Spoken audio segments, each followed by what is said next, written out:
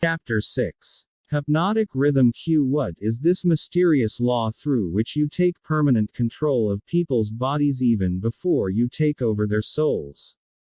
The whole world will want to know more about this law and how it operates. A. It will be hard to describe the law so you will understand it, but you may call it hypnotic rhythm. It is the same law through which people can be hypnotized. Q. So you have the power to use the laws of nature as a web in which you bind your victims in eternal control. Is that your claim? A. That is not only my claim. It is the truth. I take over their minds and bodies even before they die whenever I can lure them or frighten them into hypnotic rhythm. Q. What is hypnotic rhythm? How do you use it to gain permanent mastery over human beings? A. I will have to go back into time and space and give you a brief elementary description of how nature uses hypnotic rhythm. Otherwise you will not be able to understand my description of how I use this universal law to control human beings. Q. Go ahead, but keep your story confined to simple illustrations which come within the range of my own experience and knowledge of natural laws. A. Very well, I shall do my best.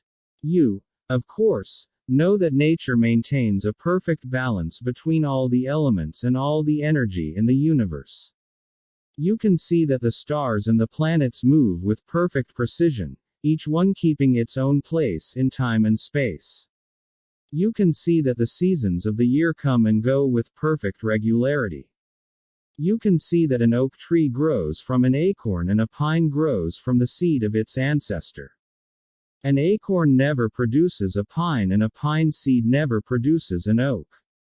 These are simple things which anyone can understand. What one cannot see is the universal law through which nature maintains perfect balance throughout the myriad of universes. You earthbound caught a fragmentary glimpse of this great universal law when Newton discovered that it holds your earth in its position and causes all material objects to be attracted toward the center of the earth. He called the law gravitation. But he did not go far enough in his study of the law. If he had, he would have discovered that the same law which holds your earth in position and helps nature to maintain a perfect balance over the four dimensions in which all matter and energy are contained is the web in which I entangle and control the minds of human beings. Q. Tell me more of this astounding law of hypnotic rhythm. A. As I have already stated, there is a universal form of energy with which nature keeps a perfect balance between all matter and energy. She makes specialized use of this universal building material by breaking it up into different wavelengths. The breaking up process is carried on through habit. You will better understand what I am trying to convey if compare it with the method by which one learns to play music. At first the notes are memorized in the mind.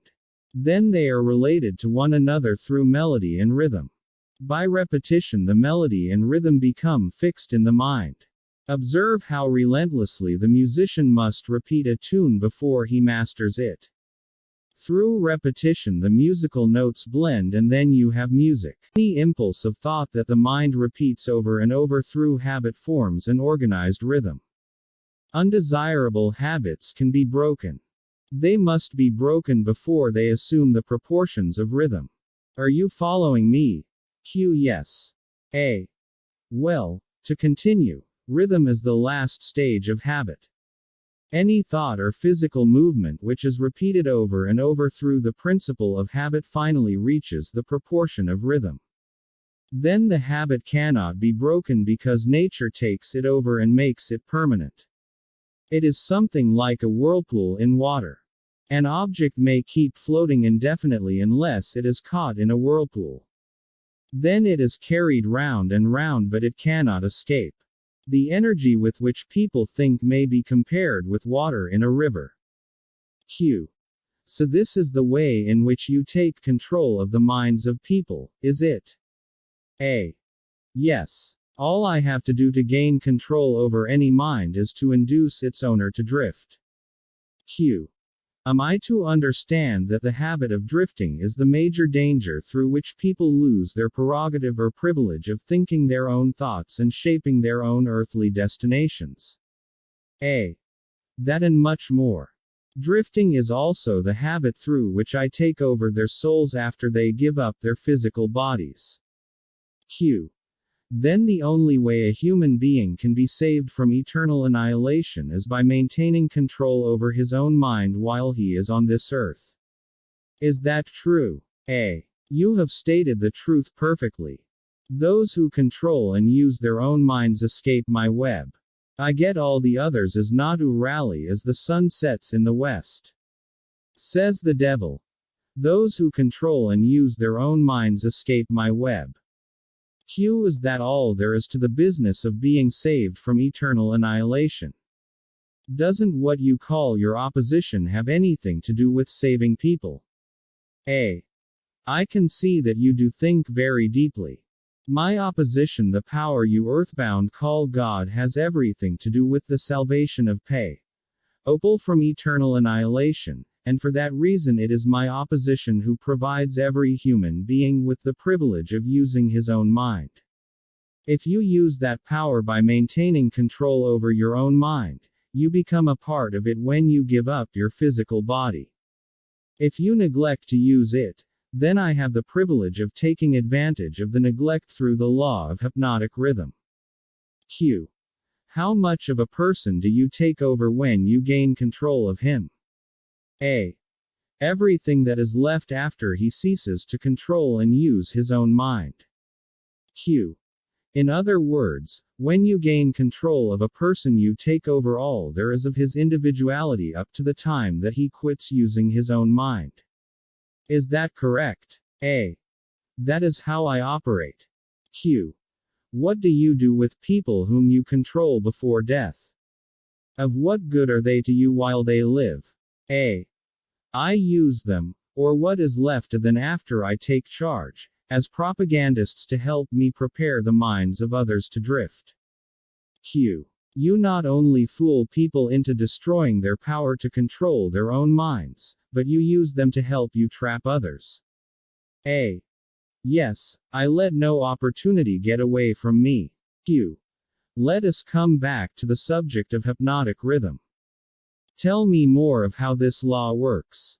Show me how you use individuals to help you gain control over others. I want to know something of the most effective way you use hypnotic rhythm. A. Oh, that is easy. The thing I like best is to fill the minds of people with fear. Once I fill one's mind with fear, I have little trouble causing him to drift until I have entangled him in the web of hypnotic rhythm. Q. What human fear best serves your purpose? A. The fear of death. Q. Why is the fear of death your favorite weapon? A. Because no one knows, and by the very nature of the laws of the universe, no one can prove definitely what happens after death. This uncertainty frightens people out of their wits. People who give over their minds to fear, any sort of fear, neglect to use their minds and begin to drift. Eventually they drift into the whirlpool of hypnotic rhythm from which they may never escape. Q. Then you do not mind what religious leaders think or say of you when they speak of death? A. Not as long as they say something. If the churches should stop talking about me, my cause would receive a severe setback. Every attack made against me fixes the fear of me in the minds of all who are influenced by it. You see, opposition is the thing that keeps some people from drifting, providing they do not yield to it. Q. Since you claim the church's help instead of hindering your cause, tell me what would give you cause to worry. A. My only worry is that someday a real thinker may appear on earth. Q. What would happen if a thinker did appear? A. You ask me what would happen. I'll tell you what would happen. People would learn the greatest of all truths, that the time they spend in fearing something would, if reversed, give them all they want in the material world and save them from me after death. Isn't that worth thinking about? Says the devil. The time they, people, spend in fearing something would, if reversed, give them all they want in the material world and save them from me after death. Q. What is keeping such a thinker from appearing in the world? A. Fear of criticism.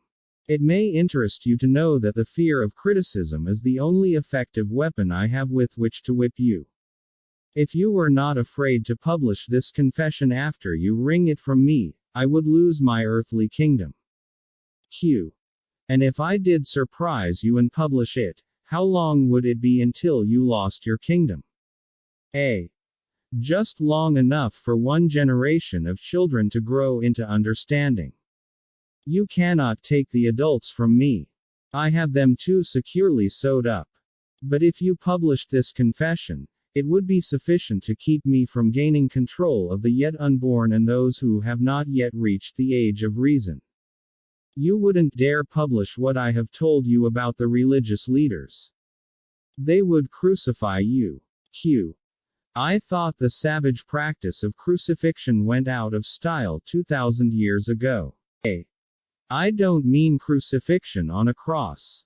I mean social and financial crucifixion. Your income would be shut off. You would become a social outcast.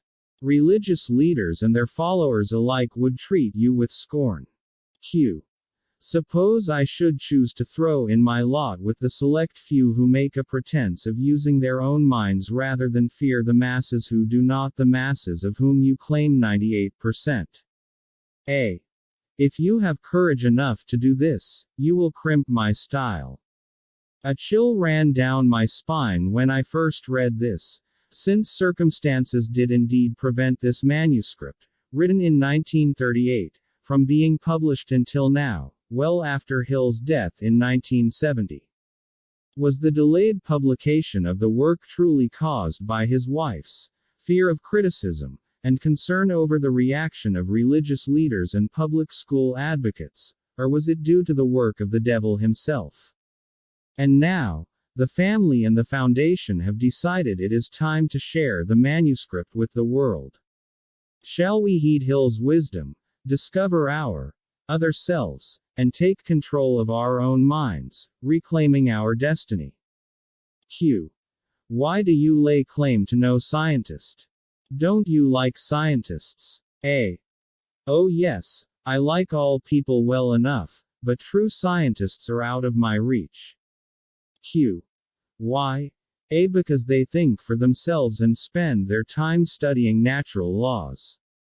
They deal with cause and effect. They deal with facts wherever they find them.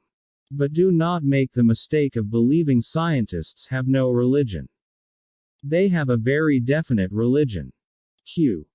What is their religion? A. The religion of truth. The religion of natural law. If the world ever produces an accurate thinker with ability to fathom the deeply buried secret of life and death, you can be sure that science will be responsible for the catastrophe. Q. Catastrophe to whom? A. To me, of course. Q. Let's get back to the subject of hypnotic rhythm. I want to know more about it. Is it something like the principle through which people can hypnotize one another? A. It is precisely the same thing. I have already told you so. Why do you repeat your questions? Q. That is an old worldly custom of mine, Your Majesty. For your enlightenment I will tell you I am forcing you to repeat many of your statements for the sake of emphasis. I am also trying to see if I can catch you in a lie. Don't dodge the issue. Get back to hypnotic rhythm and tell me all you know about it. Am I a victim of it? A. Not now, but you barely missed falling into my web. You drifted toward the whirlpool of hypnotic rhythm, until you discovered how to force me into making this confession. Then I lost control of you. Q. How interesting. You are not trying to recapture me through flattery, are you? A. That would be the best bribe I could offer you. It is the bribe I used on you effectively before you got the upper hand of me. Q. With what did you flatter me? A. With many things, chief among them sex and the desire for self-expression. Q. What effect did your bribes have on me? A. They caused you to neglect your major purpose in life and started you to drifting. Q. Was that all you did to me through your bribes? A. That was plenty. Q. But I am back on the track and out of your reach now, am I not? A. Yes, you are temporarily out of my reach because you are not drifting. Q. What broke your spell over me and released me from the habit of drifting? A. My answer may humiliate you. Do you want to hear it? Q. Go ahead and give it to me, Your Majesty. I wish to learn how much truth I can stand. A. When you found a great love in the woman of your choice, I lost my grip on you. Q. So you are going to accuse me of hiding behind a woman's skirts, are you? A. No, not hiding. I wouldn't put it that way. I would say you have learned how to give yourself a solid background with the embellishment of a woman's mind. Q. The woman's skirt has nothing to do with it then. A. No, but her brain does. When you and your wife began to combine your two brains, through your habit of masterminding, every day, you stumbled upon the secret power with which you forced me into this confession. Q. Is that the truth, or are you trying to flatter me again? A. I could flatter you if I had you alone, but I cannot flatter you while you have the use of your wife's mind. Q. I am beginning to catch on to something important. I am beginning to understand what was meant by the writer of that passage in the Bible which says substantially, when two or more meet together and ask for anything in my name, it shall be granted. It is true, then, that two minds are better than one. A. It is not only true, it is necessary before anyone can continuously contact the great storehouse of infinite intelligence wherein is stored all that is, all that ever was, and all that can ever be. Q. Is there such a storehouse? A. If there had not been, you could not now be humiliating me with this silly forced confession. Q. Isn't it dangerous to give this sort of information to the world? A. Sure, it is dangerous to me. If I were you, I would not give it out. Q. Let us get back, now, to the technique through which you fasten on your victims the habit of drifting. What is the very first step a drifter must take to break the habit? A. A burning desire to break it. You of course know that no one can be hypnotized by another person without his willingness to be hypnotized. The willingness may assume the form of indifference toward life generally, lack of ambition, fear, lack of definiteness of purpose, and many other forms. Nature does not need one's consent in order to place him under the spell of hypnotic rhythm. It needs only to find him off guard, through any form of neglect to use his own mind. Remember this. Whatever you have, you use it or you lose it. All successful attempts to break the habit of drifting must be done before nature makes the habit permanent, through hypnotic rhythm. Through this same law of hypnotic rhythm, nature will also fix permanently positive thoughts of opulence and prosperity. Perhaps you will better understand the working principle of hypnotic rhythm if we tell you its nature is to fix permanently all habits whether they are mental or physical. If your mind fears poverty, your mind will attract poverty. If your mind demands opulence and expects it, your mind will attract the physical and financial equivalents of opulence. This is in accordance with an immutable law of nature. Hill first wrote about the law of attraction in the March 1919 issue of his Golden Rule magazine. Within the last decade, this immutable law of nature has been popularized around the world by the resounding success of the book and movie The Secret. Q. Did the writer of that sentence in the Bible, "Whatsoever a man soweth, that shall he also reap," have in mind this law of nature? A. He could have nothing else in mind. The statement is true. You can see evidence of its truth in all human relationships. Q. And that is why the man who forms the habit of drifting through life must accept whatever life hands him. Is that correct? A. That is absolutely correct. Life pays the drifter its own price, on its own terms. The non-drifter makes life pay on his own terms. Q. Doesn't the question of morals enter into what one gets from life? A. To be sure, but only for the reason that one's morals have an influence on one's thoughts. No one can collect what he wants from life merely by being good, if that is what you want to know. Q. No, I guess not. I see what you mean. We are all where we are and what we are because of our own deeds. A. No, not exactly. You are where you are and what you are because of your thoughts and your deeds. Q. Then there is no such reality as luck, is there? A. Emphatically no. Circumstances which people do not understand are classified under the heading of luck. Back of every reality is a cause. Often the cause is so far removed from the effect that the circumstance can be explained only by attributing it to the operation of luck. Nature knows no such law as luck. It is a man-made hypothesis with which he explains away things he does not understand. The terms luck and miracle are twin sisters. Neither of them has any real existence except in the imaginations of people. Both are used to explain that which people do not understand. Remember this. Everything having a real existence is capable of proof. Keep this one truth in mind and you will become a sounder thinker. Q. Which is more important, one's thoughts or one's deeds? A. All deeds follow thoughts.